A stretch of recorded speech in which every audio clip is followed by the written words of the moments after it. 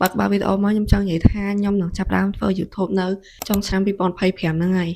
គោលបំណងរបស់ខ្ញុំនៅក្នុងឆ្នាំ2025ហ្នឹងវាមានច្រើនដែរប៉ុន្តែខ្ញុំគិតថាអីដែលខ្ញុំចង់ធ្វើមុនដំបូងគេគឺចាប់ផ្ដើមធ្វើ YouTube ហ្នឹងហ្មងប៉ុន្តែឃើញខ្ញុំខាតពេលអស់មិន10ខែហើយ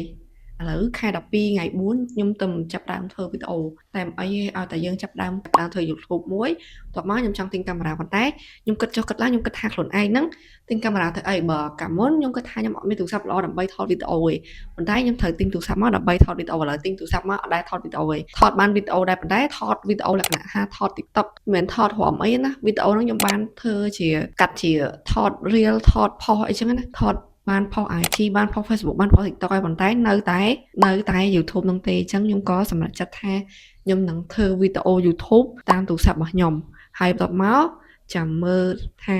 បើវាដំណើរការល្អរលូនអូខេខ្ញុំនឹងទិញកាមេរ៉ាមកថតវីដេអូតែបើវាអត់ដំណើរការទេក៏ប្រហែលទិញដែរប៉ុន្តែក៏ក្នុងគោលបំណងរបស់ខ្ញុំក្នុងការទិញកាមេរ៉ាហ្នឹងទិញមកដើម្បីថតរូបហើយនឹងថតវីដេអូអញ្ចឹងវារៀងសម្រាប់ខ្ញុំវារៀងថ្លៃគួរសមដែរអញ្ចឹងហើយក៏ត្រូវការគិតរៀងយូរដែរខ្ញុំគិតមកយូរហើយអញ្ចឹងថ្ងៃនេះខ្ញុំចង់នាំអ្នកនរគ្នាមកមើលពីសកម្មភាពខ្ញុំនៅកន្លែងធ្វើការថាខ្ញុំធ្វើអីខ្លះតោះមើលអ្នកនរគ្នា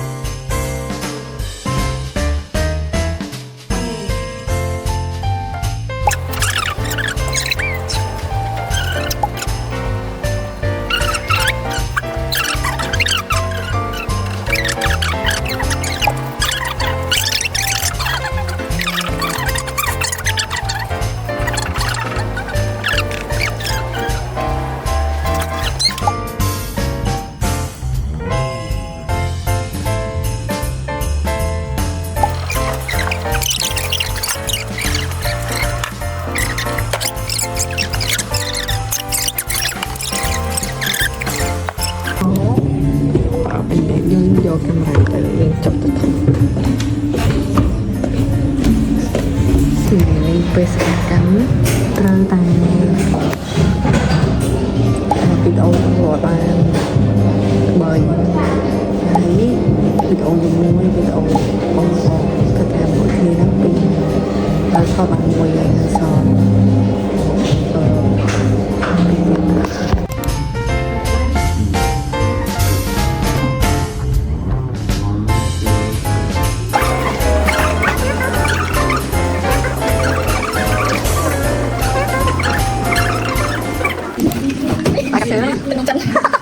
bên con sẽ để bên đây cái cái tông như vậy à bọn nó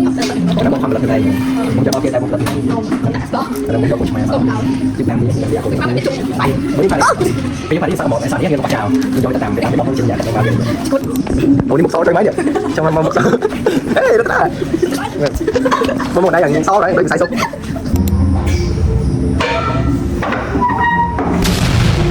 ôi chúng mình cắt trâu video nhá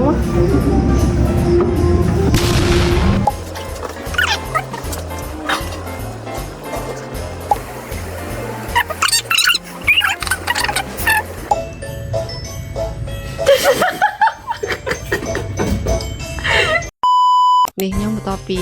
ចេញធ្វើការមកដល់ផ្ទះហើយឃើញអីវ៉ាន់ច្រើនពេញដៃអីវ៉ាន់ពីថាវប៉ាវ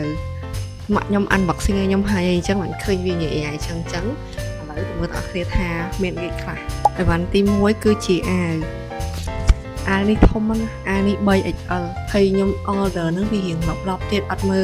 លគេច្បាស់ហេគិតថា 3XL ហ្នឹងវានិយាយទៅខ្ញុំមិនមែនកំងពេលខ្លួនឯងខ្ញុំកំងឲ្យគេអញ្ចឹងខ្ញុំគិតថាអាហ្នឹងវាសម្រាប់តែមនុស្ស70ទៅ80គីឡូប៉ុន្តែខ្ញុំមើលម្ដងទៀតគឺ100គីឡូជាងអើយកំងខុសតែចាំមើលខ្ញុំលោសិន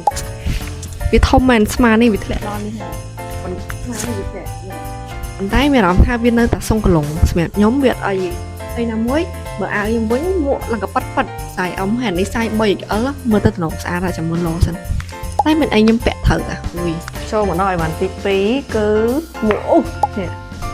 មួកនេះគេមានខ្សែក្រោយគេអ្នកថានឹងពាក់ចាស់មកនេះដាក់ចូលក្នុងបានតែពេលលោកដាក់ចូលក្នុងទៅវាបាក់ឃ្លានបាយមកធ្វើការតែត្រូវថត review សិនដើម្បី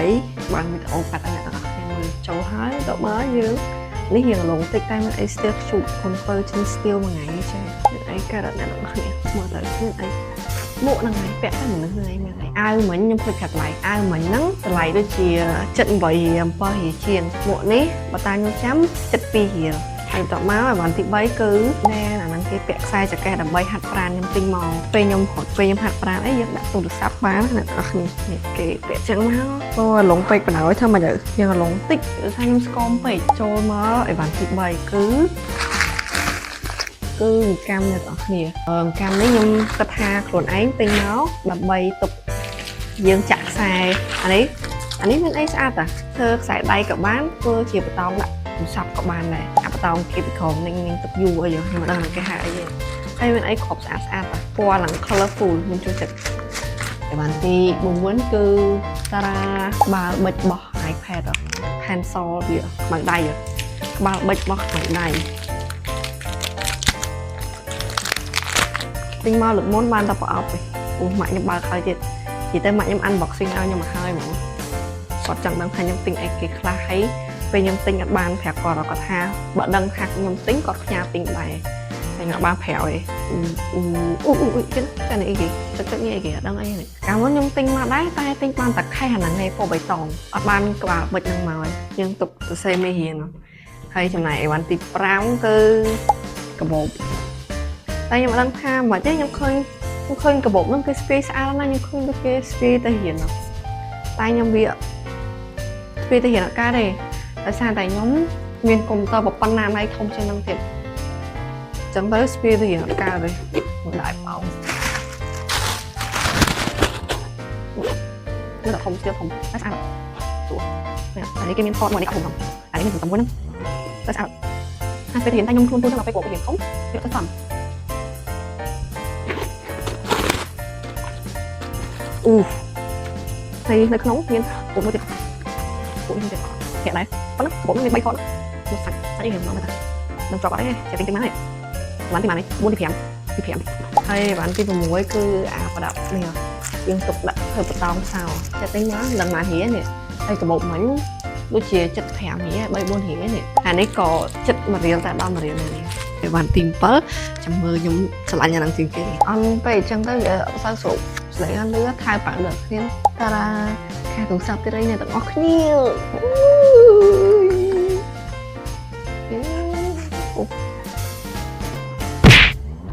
អត់ដឹងទេវ៉ាន់ខ្ញុំទិញពីថាប៉ាមេប៉ុណ្្នឹងហើយអរគុណអ្នកទាំងអស់គ្នាសម្រាប់ការតាមដានវីដេអូមួយហ្នឹងហើយ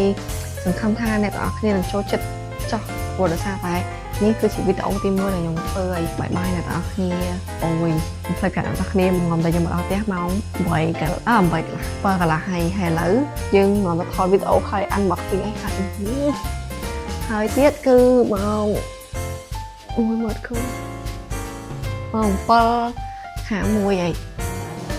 ចឹងបាយបាយអ្នកទាំងអស់គ្នាវីដេអូហ្នឹងចាប់ត្រឹមហ្នឹងហើយខកពីមេដែរ